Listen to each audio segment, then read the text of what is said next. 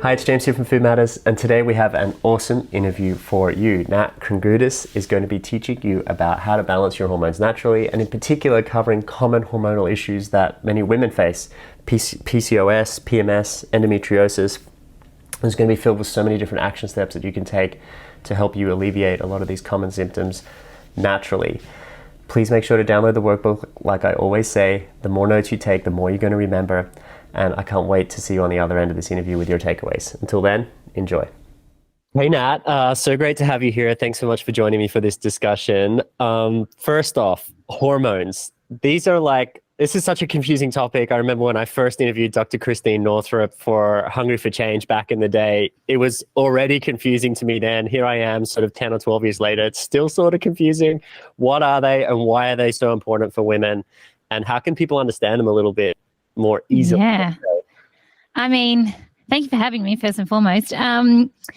It's interesting because I think we're really good as women, especially, and men, talking to their female friends or loved ones. We blame it on our hormones all the time. It's like, I'm just so hormonal, but I don't think we actually know what that means.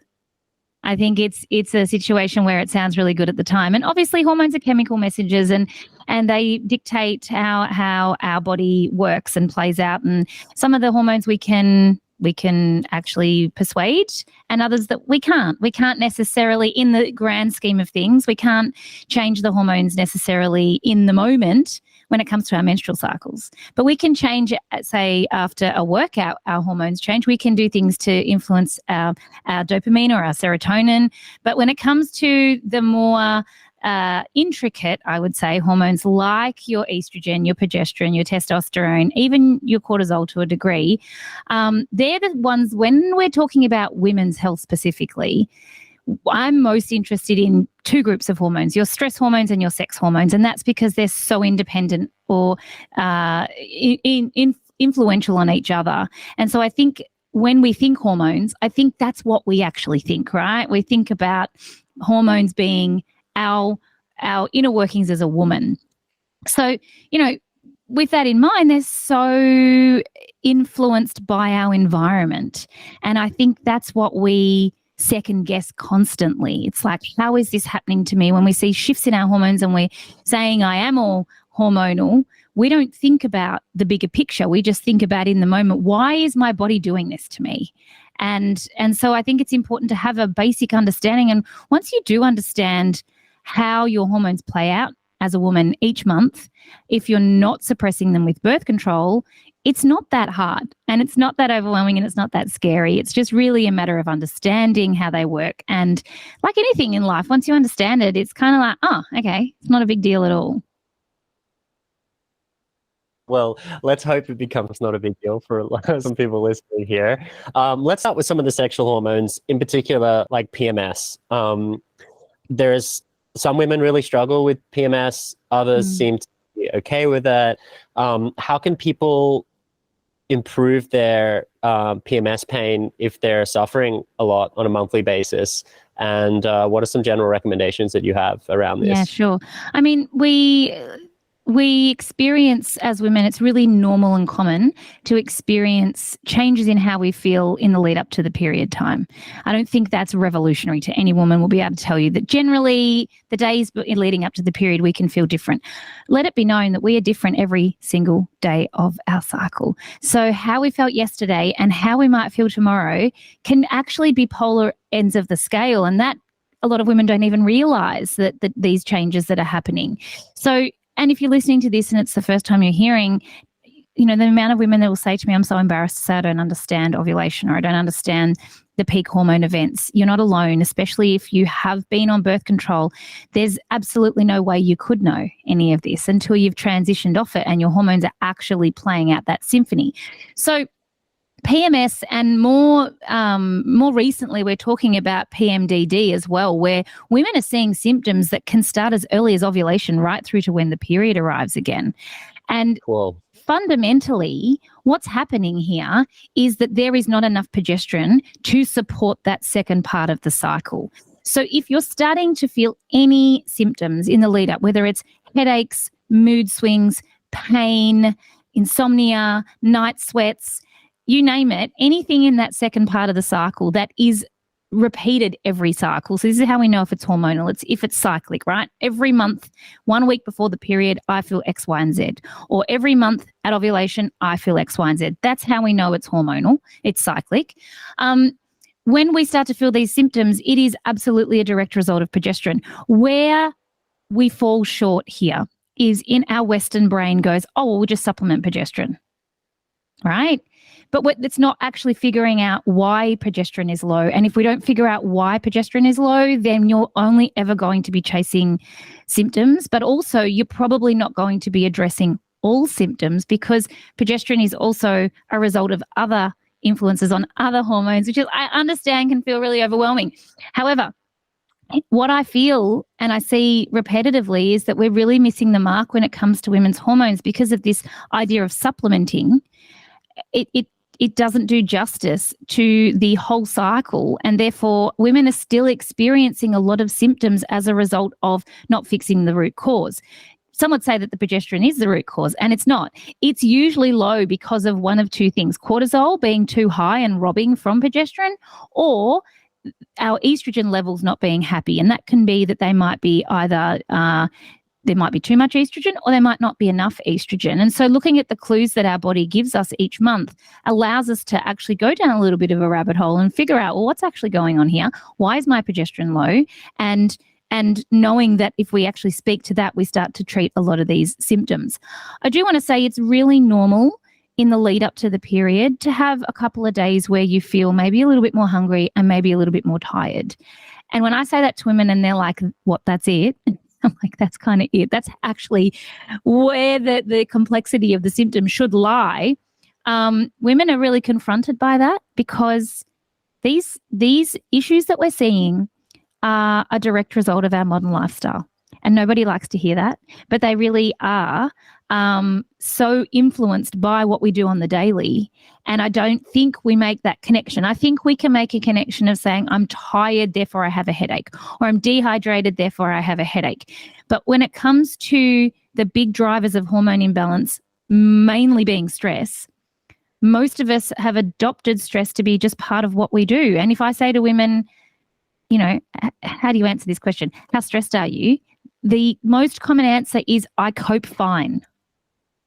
I cope fine with stress. Yeah. And like, that's not even answering the question.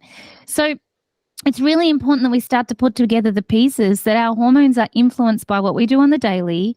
And if we're repeating the process day in and day out of our cortisol levels being higher than they need to be, and same with adrenaline, and our body is fueled by cortisol and adrenaline, it's a coping mechanism that your hormones aren't going to be in balance. That's your body doing exactly what it's supposed to do under the circumstances. And so we really need to use our symptoms as clues to dive deeper into what is actually happening here and what are the steps I really do need to put into place so that I can actually live my life and not have to live half of my cycle, which a lot of women do, with horrible symptoms, meaning only 50% of the time do you feel good. And then for some of these women, they've got period pain. So that takes another week out. So they get 1 week a month where they feel normal. Yeah, it's pretty wild. And I think your philosophy of this concept of trying to allow the body to be unimpeded as much as possible so that it can speak to you clearly. And then from that dialogue, you can start to address some of these underlying potential contributing factors. We'll get more into like estrogen and progesterone later in terms of correcting, because I'd like to sort of move towards the PCOS now, polycystic ovarian syndrome. So this poly and endo seem to be very common these days, like more than ever before. And I think like, you know, there's a lot of diseases that are common now. I mean, like diabetes, obesity, heart disease. But then for these type of illnesses, I mean, for women, it's a big challenge. And with poly, what's sort of happening in the body from your perspective? What's driving this? And how can women sort of start to process this, I guess, diagnosis and then move towards a treatment or correction protocol that might be a little less harmful than other ideas? Yeah. I mean, I think firstly, we have to start to look at the reasons why this is happening and what the solutions might be, because the alternative, when I say alternative, the mainstream treatment is birth control. Again, here we are, it's such a disservice to women to shut down their hormones and then expect that that's where the buck stops. So PCOS and even endo, let's just say both, just as an explanation, you're genetically predisposed. If you are presenting with it, it's in your genes. You can't change the fact that you're genetically predisposed. And I get asked all the time, how can you cure my PCOS? Well, I can't, because it's genetically your blueprint. What we do is we change the environment so that it doesn't become something that your body presents. No different to, I have eczema. As a child, I had horrific eczema, and mum worked out how my lifestyle and nutrition and all the bits and pieces influenced my eczema. And so I lived like 20 years without eczema until I moved away and thought I knew better and ate KFC every day for lunch. And that's no lie, I did. I was like obsessed with the Zinger burger. And my eczema came back tenfold. It was, everywhere. And then I figured out, actually, my lifestyle's changed and tightened the reins and didn't have eczema again for 20 years until more recently after having COVID, it came back again. And so it just goes to show that, and I use eczema as an example because I think we look at something like PCOS or endometriosis and we think it's so serious, whereas something like eczema for most people is kind of less serious. It's annoying, but it's usually not taking over their life. I mean, it can, but in most cases it's not. So, in looking at what we've done there, we've just changed the factors that trigger that to present in my body. No different to PCOS or endometriosis. I mean, the triggers might be different, but genetically you're predisposed, and there's certain things we know that if you're doing can turn that presentation on. That's just your body responding to the environment that it's living in. So PCOS and endo as well, we say around 10% of women are suffering from endometriosis and adenomyosis. I think we should add that in there as well. And we say somewhere between 10 to 20% of women are presenting with PCOS. And then there's a crossover. Some women have both. They are different in terms of what your hormones are doing. And I think that's important to understand. And it's also important to look down the mother line and see where or if there's a history of this as well, because if there is, it's very likely that you have the predisposition, and there's a chance that that switch can be flicked in your body. When it comes to PCOS, there's definitely a few factors we know, and we also now characterize PCOS based on presenting symptoms. So once upon a time, PCOS was you had to do, you did the correct testing, and then it was a matter of you having, elevated androgens, an ultrasound showing multiple follicles on the ovaries, and some of the other symptoms like facial hair, weight gain, hair loss on the head, acne, missing periods, obviously being a big one, or irregular periods. And if you met those criteria, then you were diagnosed with PCOS. In more recent times, we've discovered that there are different presentations of PCOS. You could have lean PCOS, you could have post-pill PCOS, you could have post-trauma PCOS. So looking at the history allows us to diagnose based on the circumstances and the presentation. Someone with lean PCOS is obviously presenting differently to somebody who has the traditional PCOS. And someone with lean PCOS more than likely has the follicles on the ovaries and has missing periods and has the elevated testosterone, but they're not gaining weight. And there's a few other factors that make it different. So there's a 6 to 7 phenotypes that we look at, and that allows us to really dial in how we would treat each of those presentations differently and appropriately. It's no point treating someone for elevated androgens if they don't have them. That's not going to get the outcome that we want, but it doesn't mean that they don't have PCOS. And this is where I think medically a lot of women aren't diagnosed early enough, is because they're not necessarily presenting with true PCOS or that traditional PCOS. And medicine's still arguing about how we do this to a degree. It's still not clear on why or how.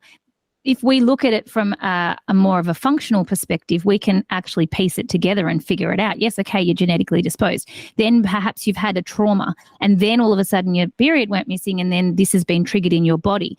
And normally with a trauma, there's not just the trauma itself, it's everything else that's associated with that becomes a factor. So, when it comes to PCOS, we need to, I say, fundamentally, we want to look at, okay, how is your body regulating, or what is your insulin doing? What is your blood sugar doing? Because that's a big driver. We know that when we're stimulating the ovaries, when insulin's not being utilized properly, it stimulates the ovaries to make more testosterone, and then we have these presenting symptoms of that more common type of PCOS. We also want to look at inflammation in the body. We know inflammation triggers everything. And if you're so predisposed, and that's a factor, then that's going to be a contributor as well. And then, of course, I think it's not going to be a shock to anyone that behind all inflammation, we need to look at what the gut's doing as well. So, there's these pieces that we put together. Our brain goes to hormones straight away. And yes, it is a result of hormone imbalances, but it's triggered. That's the end step. What are the triggers? We've got to come back to what's triggering that for somebody. And to be really honest, I find PCOS way more easy to treat than endometriosis. I find that if I can get patients to do some pretty simple lifestyle changes, that their body responds very nicely, and it doesn't require a whole pill cabinet to address. But it's about figuring out when it was turned on, what happened, and then being able to look at, which switches were flicked on at that point in time, and how many of those can we flick off? Did you change environment? Did you move? Did you have a car accident? Did your lifestyle change? Did your diet change? Did you start working full time? Like, all of these things really do contribute to our presentation. So, that's what I look at with PCOS. And really, at the end of the day, if I can get someone's blood sugar regulated and their inflammation markers down, they start to cycle again regularly. So obviously, that's because we regulate their testosterone better. When it comes to endometriosis, it's a little bit different in the sense that whilst endo is not considered autoimmune, we treat it as such. So it's very similar to those patterns where we see a lot of inflammation in the body. We can see congestion in the pelvis. We obviously see endometrial growth of the tissue that mimics the endometrium, which means it bleeds when your hormones change, which hurts.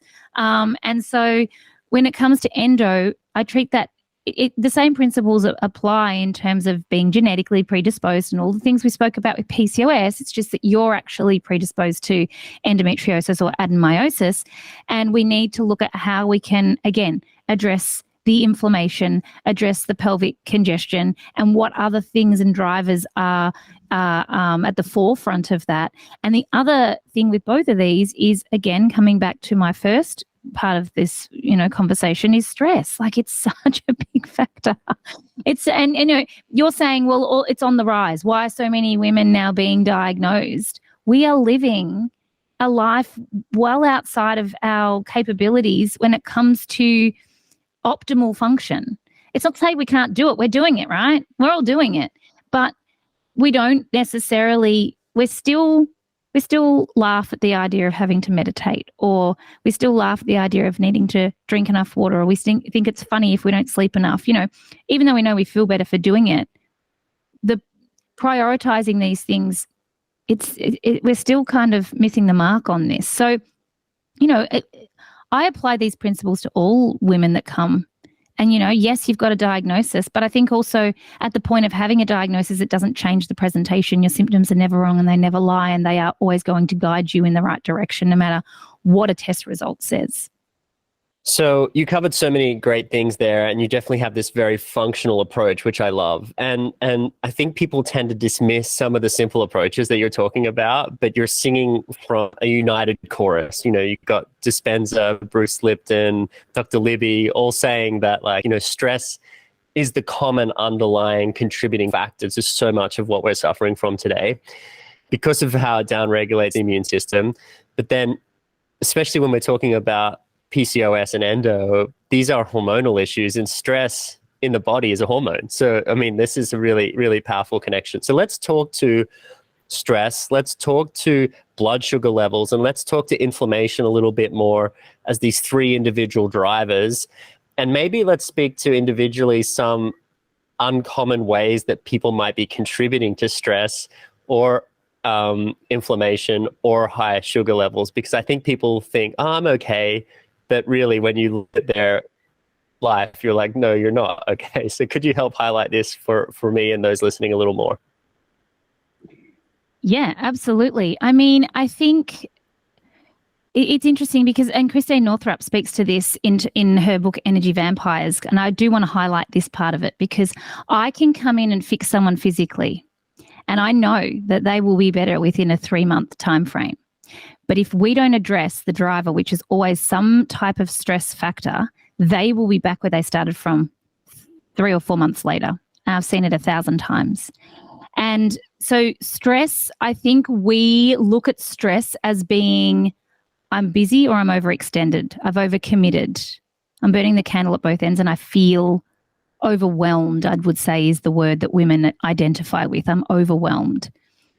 But we haven't considered that stress could be the environment that we're living in. It could be a cluttered, messy house. It could be a relationship, not even with someone that we're actually close with, but somebody that triggers us constantly. Stress could be, the food we're eating. I don't think that's revolutionary. It could be how many hours sleep we're getting a night. Like, there's so many of these contributing factors. But I do feel like the biggest factor is our mental and emotional health.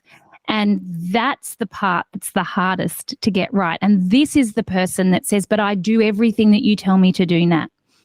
I eat well. I've reduced inflammatory foods. I've increased my fiber. I'm very big on fiber, and I'd love to talk about that because that is a game changer. I'm sleeping more. I'm moving my body. I'm doing everything, and it's not getting any better. And it's because there is usually some type of, whether it's recent and current, or whether it's a trauma that's happened at some point, or there's a person that's triggering that constantly, and that seems to keep us in this perpetual state. Also, obviously, you and I know our mindset plays a huge role. If we constantly wake up and embody endometriosis every day, even though you're doing everything to address endometriosis, it's never going to get any better. It's not going to change. So I think the other part of this is we are so conditioned to look for every part that's not working that we actually lose sight of what is working. And if I can get patients to start to focus on where the wins are, and we can start to snowball this, life just gets better.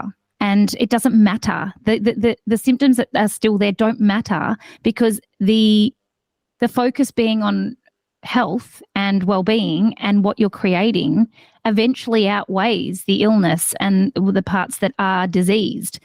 So that's the part that I think is missing. That's the biggest contributor to the inflammation, to the blood sugar, to the, that's the core of it. And I think that's the part that we're missing, and it's the hardest part. But I can say that if we get the physical boxes ticked, it's much easier to deal with this mental side of it and this emotional side of it, because you've broken the chain, you've broken the overwhelm. And one of the biggest things I say to patients is, I just need you today to be able to check in and bring to the forefront of your mind when you actually are feeling overwhelmed. I don't need you to do anything other than that, because if you're unconsciously overwhelmed, I can't do anything with that. You can't do anything with that. We have to get conscious to be able to do something with it. So checking in with yourself when you find yourself taking a deep breath because you're frustrated or overwhelmed or stressed, that's your check-in. That's you going, oh, you know what? I'm back here again. And it's not that you're not going to be back there. You could be back there 75 times today. How many times can you be conscious that you're back there? And then you can start to choose again. But whilst you're subconsciously stressed, there's nothing, you can't choose again because you don't even know that you're feeling that way. So I think the first thing is recognizing that's not normal. You don't have to operate out of a place of stress and overwhelm.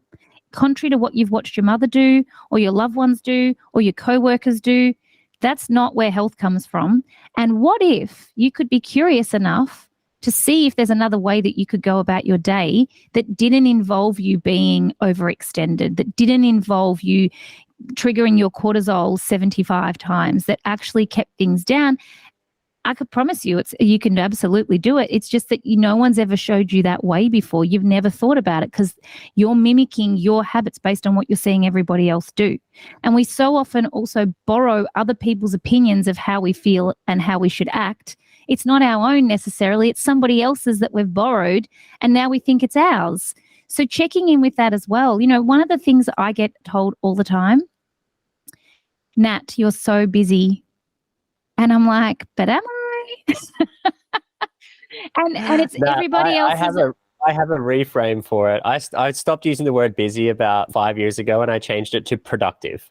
Right. But here's the thing, to that point, people say to me all the time, now whether my life looks busy or whatever on the outside in, it probably does. But in my mind, I get to do a lot of things. I didn't just wake up one day and have all the things. It's been a process. But for, say, my loved ones that look at me and go, oh my gosh, you are so busy, I can take that opinion and start to embody that opinion, and it starts to become my daily life. Or I can be aware enough and go, but am I? I'm actually not. That's just your opinion. I'm actually more than, some days I don't actually do much at all. It might look really busy, or maybe it is busy. I don't know, but I get to actually decide then and there, not based on what someone else is telling me, and really just sitting with my life, what I want to create, and what I want that to look like. So, there's all of these stresses we're being constantly fed all the time. And to your point, yes, they trigger inflammation. Actually, fundamentally, I would say, here's what happens.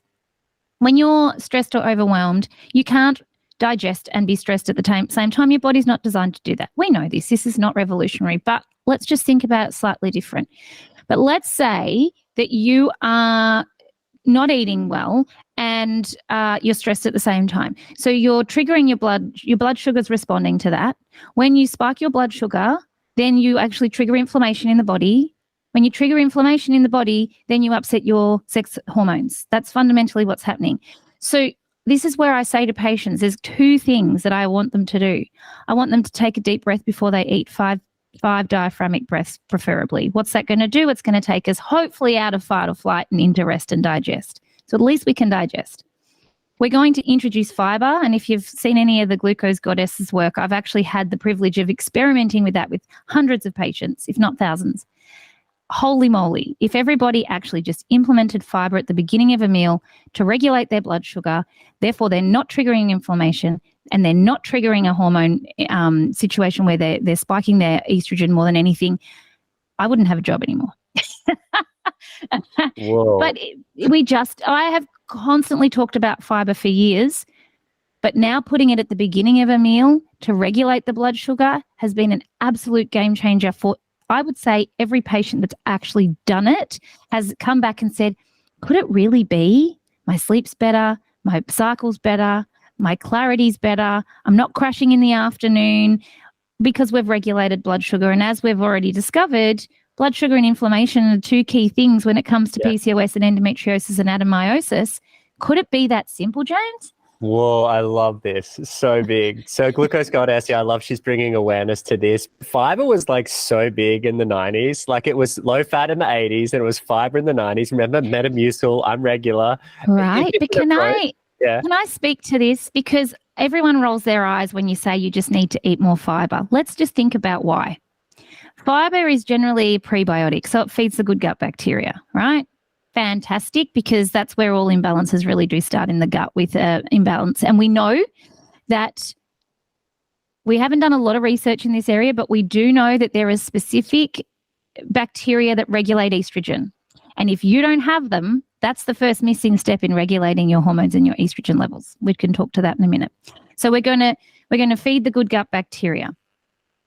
It's also a binder. The fiber is the binder that allows anything that we need to eliminate to be shipped out of the body. If you don't have the binder, how the heck is it going to get out? You have to have the binder to get out the excess hormones. So again, if you've got too much estrogen in your body and you're not moving your bowels daily, that estrogen sits in the bowel and gets reabsorbed and then back into your system again. You must have the binder to get out the estrogen. So it acts as a prebiotic, it acts as a binder, and it obviously helps to move things through the gut as well, as regulating blood sugar at the same time. It's such a win. There's so many reasons why fiber isn't just so you go to the toilet. It's actually so much more than just moving your bowels. But it's the one thing I would say we've somehow moved away from, and we don't get enough of it. And probably because we were all tortured in the 90s that we needed more of it. I know. Metamucil. Gross. Then there was an upgrade to Metamucil, which was like the psyllium husk, right? But let's talk about different types of fiber, which ones you think are the best and not. And obviously there's fiber in just about every plant product. And I'm super happy that there's more awareness coming to this, not only from a prebiotic perspective, like you said, but I think it's Dr. Will Bulshevich as well. He's speaking a lot to this and bringing it back. Let's bring fiber back. I feel like we need to make a t-shirt, you know? So what are the good types of fiber that people can be eating and when to eat them? Like, let's get specific, like you said, before anything else. So speak to me a little bit more about this. So, I mean, it is introducing it at the first thing that you eat, whether that's, you know, a minute before your meal or an hour. It doesn't seem to matter so long as it's within an hour before a meal, for the benefit of blood sugar. It could look like a handful of almonds or maybe some raspberries at breakfast. That's what I tend to say to patients. Almonds are super easy for people to grab 3 or 4 of. But it could also be some leftover veggies from the night before. It could be a carrot, it could be an apple. Doesn't really, you know, don't get in too worried about what, it's just doing it. Also, you know, the glucose goddess talks a lot about a green salad before a meal. It's just the order of which you eat it in. And if you really want to get specific, then it should be protein and then it should be carbohydrate. But I don't really go down that rabbit hole with patients, because what I want to do with every patient is give them something quick and easy that they can do that I know is going to have a dramatic impact. Therefore, I've won their trust and they're going to then keep on going. That's really important. So, you know, to this point also, I created our product called the Balancing Cleanse Shake a few years ago now, and it was because I was saying to patients, please, for the love of God, mix together psyllium, slippery elm, chia, and flax. It's going to do amazing things for your hormones. It's going to do amazing things for your liver. It's going to do amazing things for your bowels. It's going to do amazing things for your gut. Like, let's go. And not a single patient did it. So I was like, right, let's source these materials and let's make it ourselves, and we'll retail it. It's been a number 1 selling product. I cannot tell you. I mean, it is the most simple thing ever, yet we just want to make it easy, don't we? So by introducing that and getting patients to do that, whether it's in a smoothie or just in water, a lot of them will just take it in water because... So again, it was chia, slippery elm, flax. And slippery elm, chia, flax, and what am I missing? Psyllium. Psyllium. Oh yeah, got it. Yeah. I've got to say it in my order, otherwise I get thrown. No, don't be silly, of course. And you know what? If you know, the other thing people say, I can't have psyllium. We'll just omit the psyllium and have the other 3. You know, let's not get in the weeds of it. Even if you had one of those things or 2 of those things, it's going to help you, right?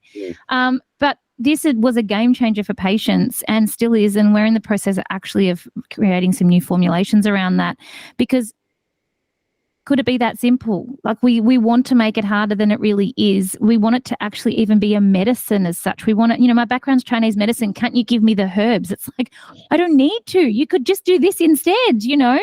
Of course I can give you herbs, but I really think coming back to, as cliche as it is, food being medicine, that is, you've got to eat. So make it work, make it count. One of the other things I'll say to this is any food that you know currently is a trigger, avoid. You can't flare and repair at the same time. If you're having an endo or a PCOS flare, or maybe you don't even know the difference between when you're flared and when you're not, maybe you're just always flared. It's a good time to eliminate any foods that do trigger you, that you know trigger you. And if you can't figure out what the triggers are, rather that you can test for that, of course, or you can pare things right back and slowly start to introduce things, which is something I had to do more recently after being unwell. It's fascinating what we find out about ourselves. I was flaring to broccoli, and broccoli was something that I would eat most days, but it can be one food that can continue to trigger that inflammation, that can keep you inflamed, that can continue to trigger that inflammatory response, which can be an autoimmune condition. Wow, I hope you're loving this interview so far. Hormones is such a treasure chest of information, but there's also so much incredible knowledge that you can gain through experts like Nat. And we have so many experts inside the nutrition certification program teaching on this topic to help give you simple, safe, and effective approaches to balancing your hormones naturally. We have some specials and bonuses and a special price available for a limited time only. To find out more, click the link below this video and the banner, and I'll see you at the end of the masterclass. Ciao.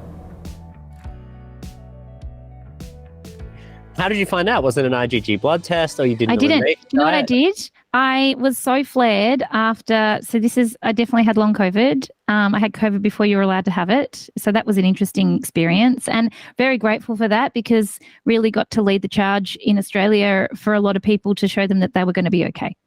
That aside, I was definitely left, and I'm still flared, but better. But I did I don't want to say an elimination diet. That's not what I did. I just made it really, really simple. I took out any of the common foods that I know people flare to, like almonds or broccoli or tomatoes or mushrooms or onions.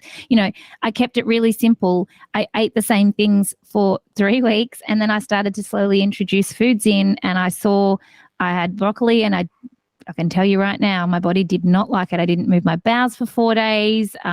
It flared my eczema. I just knew. So again, that's not a permanent scenario. I can have broccoli at times where I'm not flared or stressed, and my body is much, in that state where I would say it's repaired to a degree.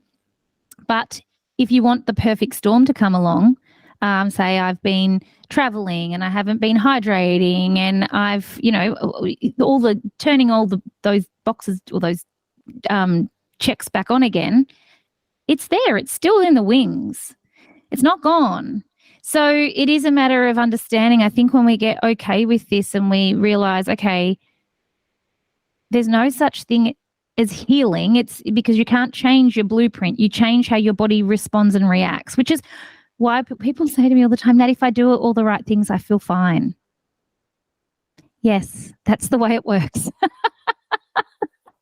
We've covered a lot there. And just one thing I wanted to acknowledge is I did some research on Hippocrates' ancient healing hospital in Kos, and it was broken down into sections. And the first section was about detoxification and cleansing. It's like, get rid of all the things in your life, the people, the foods, the toxins that are contributing to potentially overloading your system, right? So if we think about that in the modern world, that's like phones, stress, your boss, your bank account, toxins, lip balms, cosmetics, off-gassing of furniture, et cetera, right? So this is the first stage. And then there's a detoxification process, which is probably just soups, juices, fasting, whatever, right? So then the second phase of this hospital was like more of a psychological dream analysis phase, where you would work with these, let's say shamans, but they had a different name for it, where you would either be induced by certain herbs, or you would just sleep and you would have dreams, or you'd have visions. And then these people would analyze those visions. And this is typically where your subconscious comes to the surface, right? And it's like, I had this dream about this person. It's like, yeah, well, that's your boss or your partner, and it's toxic. And, so it's speaking to you, right? And then the final phase was you get a medicine or a pill or a herb. And you're saying, I don't want to give people the herb because it stops people from doing the work. So this is really profound. Just wanted to acknowledge that. And I think it speaks to ancient wisdom. So let's go back to some of the underlying causative factors. You said that biochemically we can influence the stress. So if we eat better, it's more easy for us to handle our stress. That makes sense. We've spoken about sugar and fiber. Let's talk about inflammation. I think people discount how important inflammation is in terms of keeping inflammation markers low. What are some of the biggest contributors to increased inflammation, save for stress and sugar? We've already discussed that. And what are the most efficient ways that people can lower inflammation? So, I mean, inflammation's interesting because we need to have that response in our body. That's a coping response. We need that. But let's just call a spade a spade. Sugar, gluten, dairy, alcohol, all are inflammatory foods. And it's not to say you shouldn't have them, but it's important to understand that's what they do. And there's, when it comes to food, I remember Dr. Tom O'Brien saying to me, food is either of benefit or deficit. There's no in between.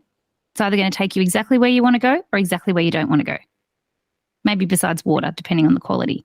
He's so black and white, isn't he? But if you think about it, how true is on the carpet and it breaks down and it goes in there because he's like no gluten ever for any human on planet Earth. But I get it, right? It does cause inflammation. So yeah, okay, cool. Yeah, continue. Right. So, there's that. So I would say where possible, you are going to be very mindful that sugar, gluten, and dairy have that trigger, and alcohol trigger inflammation in your body. If you are already inflamed and you're constantly eating a croissant every day, probably not a good idea, But so there's that. But also, it might not be the sugar, gluten, and dairy. It could be the broccoli.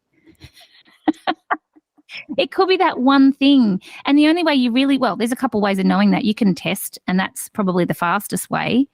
But it's also looking at how you feel after certain foods. What are your bowels doing? What is your body feeding you in terms of information? Are you bloated? Do you have brain fog? Do you need to go and have a lie down? And I also think that, again, fiber helps to not negate, but to a degree, it helps us to digest better as well. So this is where it can be useful. So the first thing is identifying, A, you're having a lot of inflammatory foods, and then B, is there a triggering food as well? Is there something else that is deemed healthy, but for whatever reason right now, and just as it stands right now, it's not a permanent thing, you can't have that because it is triggering inflammation in your body. The second part of that, obviously, is what does the actual what's the gut integrity actually look like? Have you upset your gut with high stress and a poor diet and not sleeping enough and, basically done everything you could to damage it? Medications is another thing as well that we haven't really touched on, and stress. So these things all wear away and compromise the integrity of the gut. We have to be constantly focused on how can we make sure that my gut is performing, because it is your immune center, it is your emotion center, it basically dictates everything.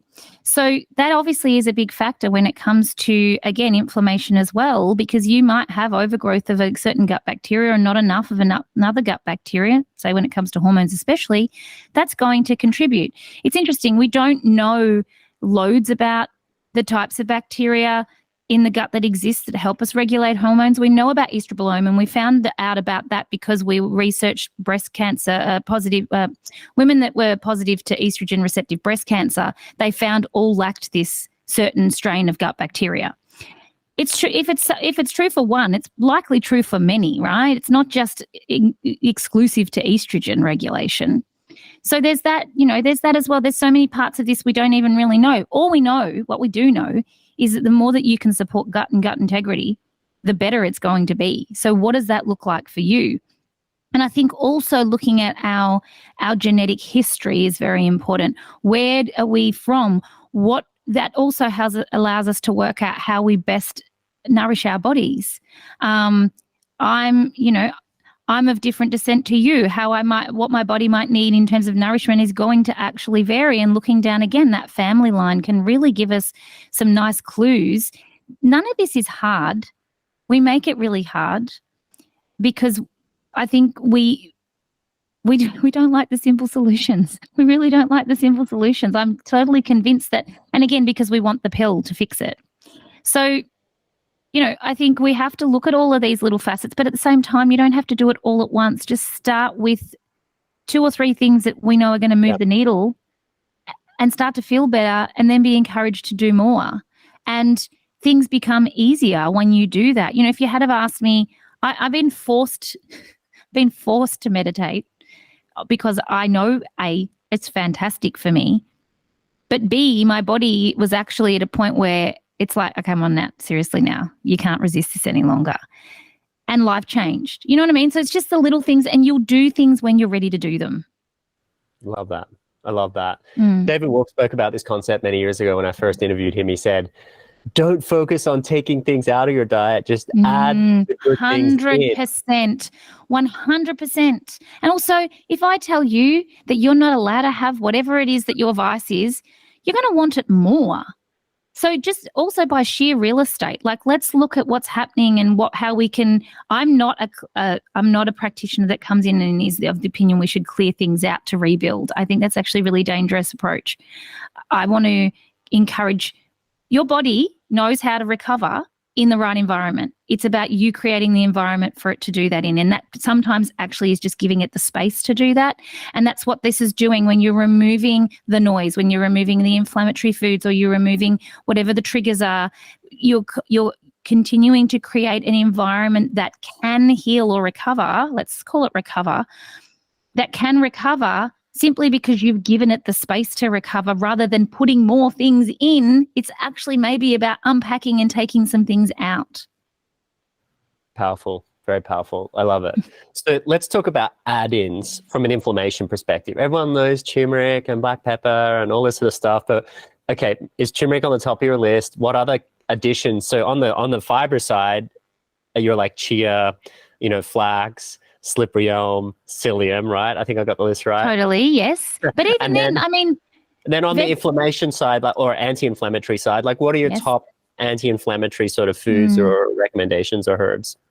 Yeah, I mean, I think a lot of those that you've just mentioned are fantastic. I don't think we can deny that ginger, turmeric, garlic, if you can have it, cumin, quercetin, all these excellent anti-inflam foods. But again, can we eat them? We can add spices to our cooking. We can add it to whatever we're doing. It shouldn't be, I have to take a supplement with these in it. The supplements to me are not even an icing on the cake. They're a short solution. We want to create long-term viable solutions, right? And taking a cabinet full of supplements every day to me is not a viable long-term solution. Maybe there are situations where that is necessary, but I would say for most it's not. A lot of this is done through food. But don't underestimate, colourful vegetables. I think we get in the weeds of the specifics, and I don't know that that's necessarily a great thing. But of course, there are some amazing things that you can take. Probiotics is something we haven't spoken about as well. But again, you can eat them. They don't have to come in a tablet form. I do have to say, however, when you are in a flared state, for a lot of women when it comes to hormones, especially endometriosis, you really have to be gentle with the gut. And this is why I find fiber is always the best starting point, even over a probiotic, because a probiotic can really flare somebody, even not just from a perspective of die-off where, good bacteria are outweighing the bad. It can really trigger for a lot of people a histamine response and all sorts of other things that can happen. So again, I'm not one to really go in hard with even a probiotic. I will start with fiber first, surprises. And then once they've done that and I can see the shifts, then I'll introduce a probiotic or fermented foods. Same with collagen or broth as well. I'm very conservative with using them, based on my own experience of flaring after introducing them as well and having to figure that out, So I've heard a lot of that, like with SIBO, PCOS, like people getting flare-ups from like too much bone broth or like sauerkraut, etc., because of the high histamine. So you're saying like just a little bit of fiber and just eat your vegetables and then consider those probiotic foods or supplements and broths and collagen, etc., later down the path of the journey as things are more stable? I mean, we've got probably a variety of people listening here, and I really want to give people something that pretty much everyone can do, even though we need to potentially speak to the individual. Fiber, I can't see any issues ever. There's never been an issue with somebody adding the right fiber. And it might even just be increasing your vegetable intake. It might be increasing zucchini or asparagus or, those foods, those vegetables that are high in fiber that are actually really easy to digest, that don't trigger many things. And that again, I think is a really simple and effective approach. I agree. It doesn't have to be overcomplicated. Yeah, it really doesn't. So let's less is more. I know. Let's go to a few interesting sort of questions I had here, because I asked my team about this interview before I came on, and have a mostly female team, and they're like, yeah, all my friends have this, they'll have questions. One question from the team was, what top 3 questions should I ask my doctor if I've been diagnosed with endo or PCOS? Okay. I'm going to say that your doctor, medicine will meet you where you're at, right? So wherever you're at in this journey, and this is why a lot of women are told there's nothing you can do for your endo or your PCOS, and that's because there's nothing medicine can do besides either shutting down your hormones or surgery, which still isn't addressing the reason why your PCO or endo or adenomyosis or fertility, it doesn't address the reason that it's happening. So that's the first problem. You're probably not going to get much more than offering birth control or a laparoscopy from your doctor. That's because that's what's in their toolkit. That's not their fault. That's just the way it is. And so this is where making sure that you're seeing a functional doctor is very important. But if you don't even know where you're at, perhaps it's important to get the right testing done first. So if you go to your doctor and you say, I haven't had a regular cycle or I haven't had a period for a year, and they say, okay, well, let's just put you on birth control. First thing you would say is, well, could I do some testing, please, to find out why I haven't had a period, right? That would be the first thing that you would ask. You would want to do a full hormone panel. You would want to do a full thyroid check. You would want to get your cortisol levels checked, and a few other things like iron and D and those marked cortisol, I think. And so that would be a starting point. Now, the challenge here is not all doctors are going to feel adequately equipped to help you at this point. Again, it's not their fault. If you're going to your GP for something maybe your gynecologist should be looking at, it's a disconnect in the system, right? So it's not your doctor's fault necessarily. But if you came to me and you said, Nat, I want you to test my cancer markers for whatever, I'd say, that's great, James, but I don't really know what to do with that. So I can test you, but that I can't help you. And I think that's where the problem lies in this scenario, is these aren't druggable issues. They're lifestyle issues. There's no pill for the lifestyle. So it's disconnected at this point, right? Yeah. So I would be asking for the right testing. I would definitely be asking for the right testing. I also would say, if you have horrible pain because of endometriosis, you don't need to suffer. Use the medication until we get the inflammation down, until we actually can make sure that your hormones are working better. There is an influence we haven't touched on. Your hormones do contribute to all of this. So it's about that's why getting the testing done and looking at where your hormones lie is really important. The other thing I'll say is then get the right person to read the tests. So always ask for a copy of your tests, no matter what, because they are difficult to get after the fact. And then get the right pair of eyes to read. Hormones tests aren't hard to read. The problem is that, well, there's a fundamental problem in the system as well. Your doctor will send you to the pathology lab. The pathology lab will create a report based on what they see. Those reference ranges are based on the pathology lab makes those reference ranges up, right? So also, how many healthy people are going to get their hormones checked or their thyroid checked? So the reference ranges are skewed already based on illness. So true. And if you're right. True. And same with like vitamins and minerals, like recommended dietary allowance. That's just to stop you getting a disease of deficiency. That doesn't mean you're healthy. Right. So with that in mind, I think it's important that you see somebody who knows how to look at the tests and say, okay, here's where you want to be optimally in the range. The other challenge is your hormones are always changing.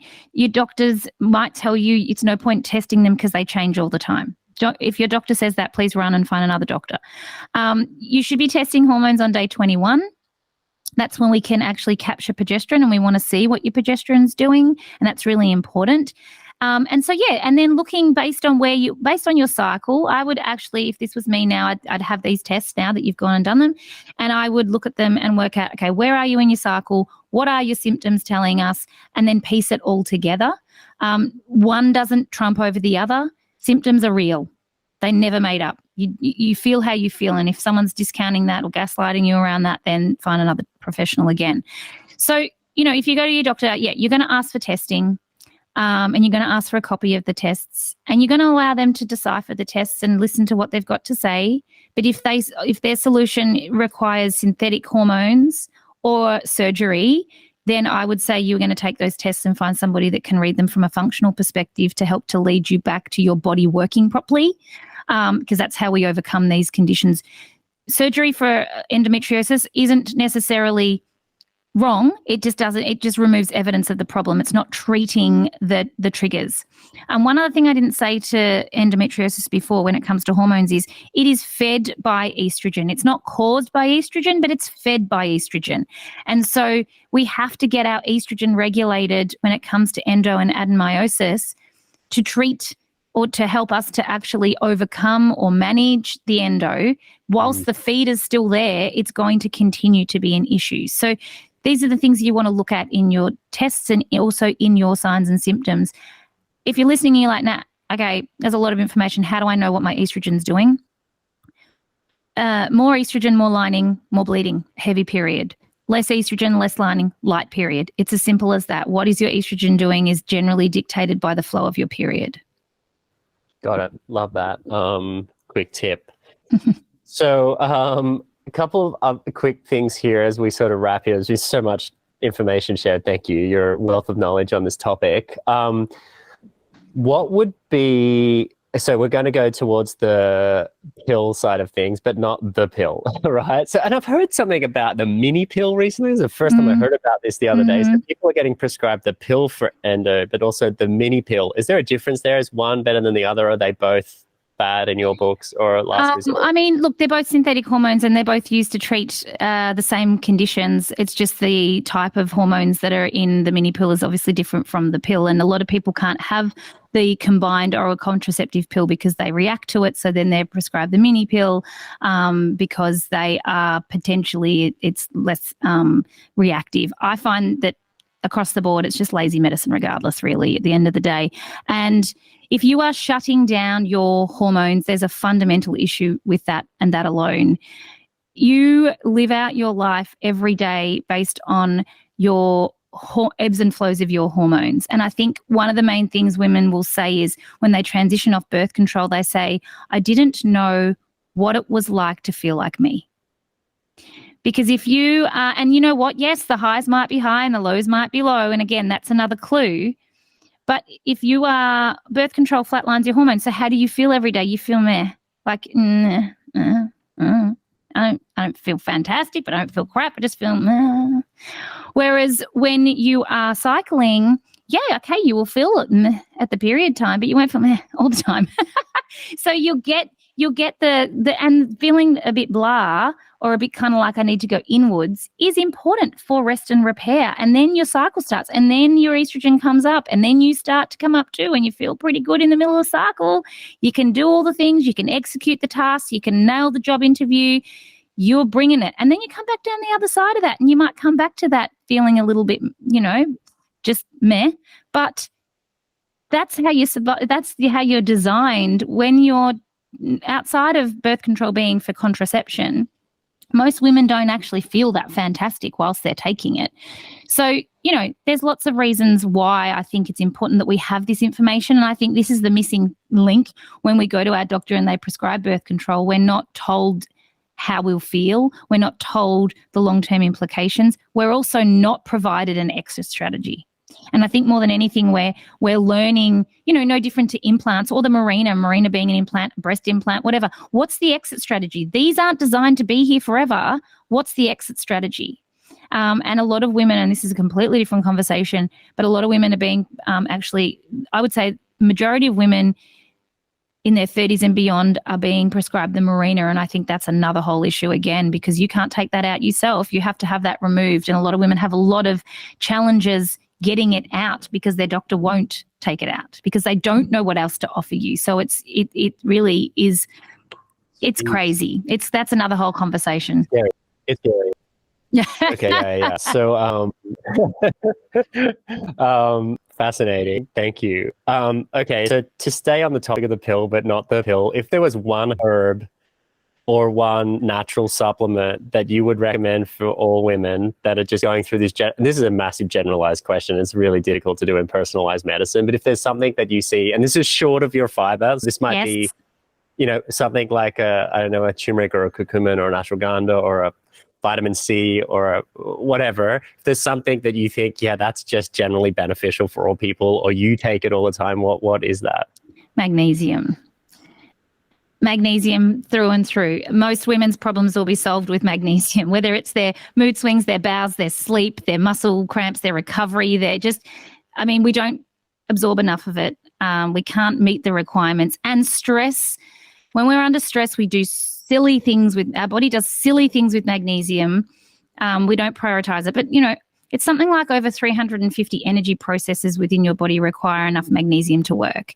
And stress does rob the body, and you need more of it. You use more of it. So, I would say everything from anxiety to period pain, insomnia to weight gain. If you were to be taking magnesium, I think it's an amazing circuit breaker.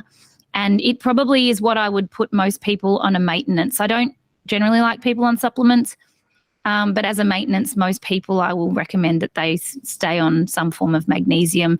Maybe not every day, but maybe several times a week.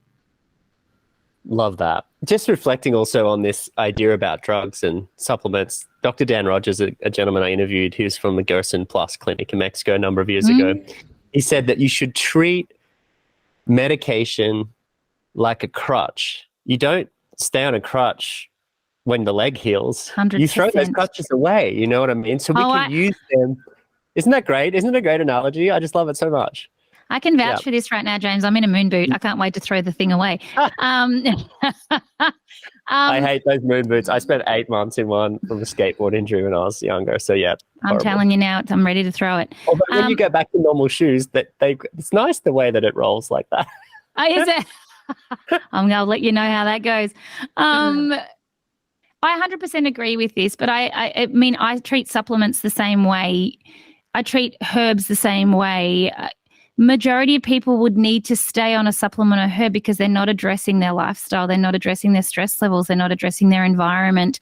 And, let's get smart enough to preempt what might happen. If you know you've got a stressful 2 months coming up because you've overcommitted or for whatever reason, you can scaffold around that. There's nothing wrong with doing that.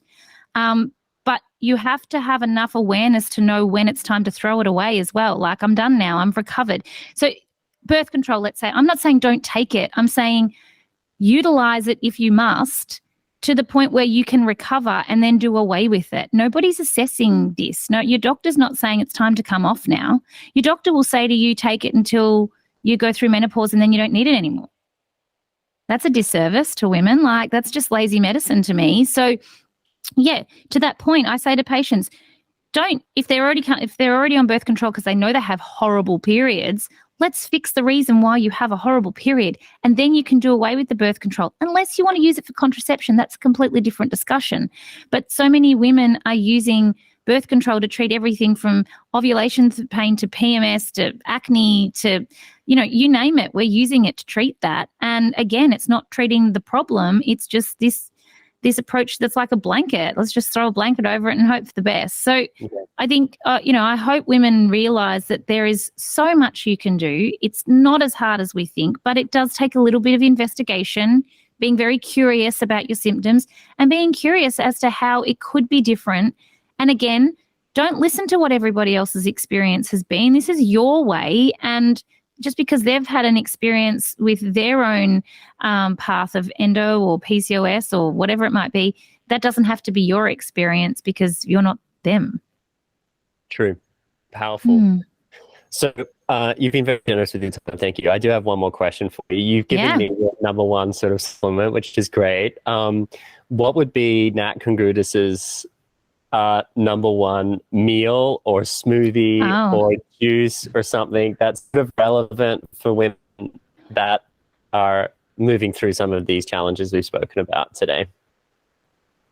Yes. Prioritizing protein is really important for women and probably the number one thing that we don't do. especially when we're looking at our hormones are made of fat and protein. So if we're not having enough fat or protein, that can be very problematic. And I think it's why we've seen in more recent years a lot of women's periods go missing.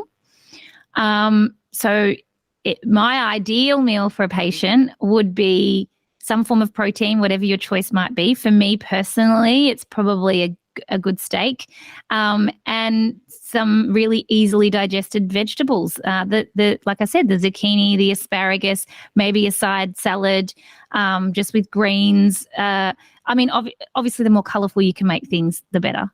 And no one's ever going to argue with you there. But if you were saying what would be a general go-to, it's like easily digested.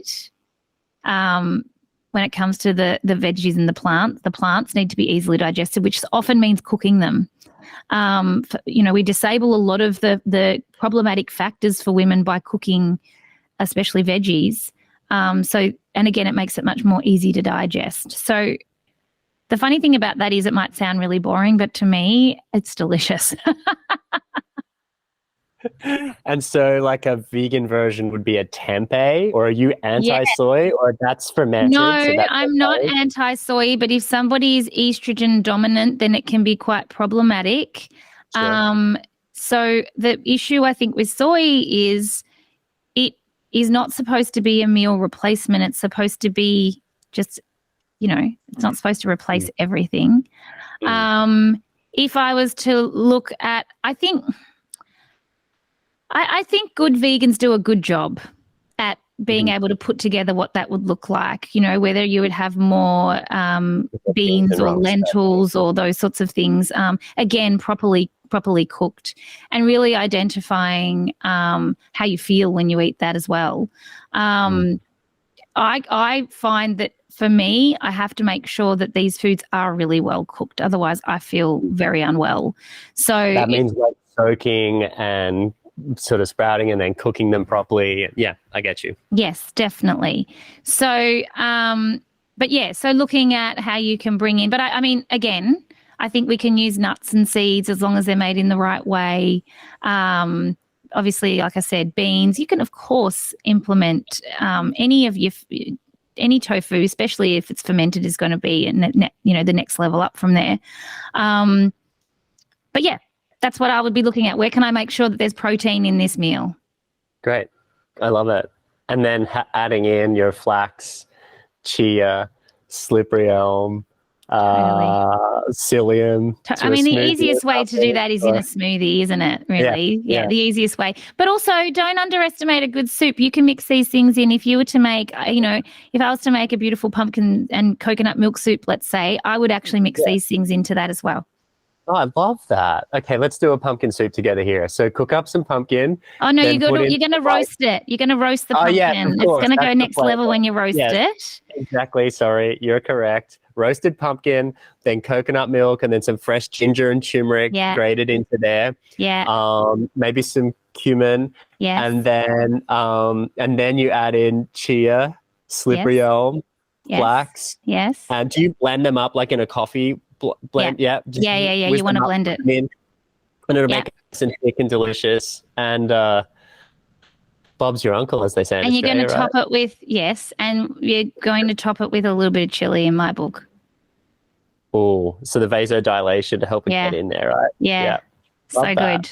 So delicious. I made that on the weekend and I will eat it for a couple of days. So that's a delicious scenario. And again, nuts and seeds, but the coconut milk gives you also the good fats as well. So yeah. So good. Beautiful. Thanks so much for your time, Nat. So great to connect. You're such a wealth of knowledge, and I'm going to make sure I share with people where they can follow you. But I love following you on Instagram too, so make sure to check her out there, and really appreciate your advice and the work you're doing for women around the world. It's super powerful. Awesome, James. Thank you so much.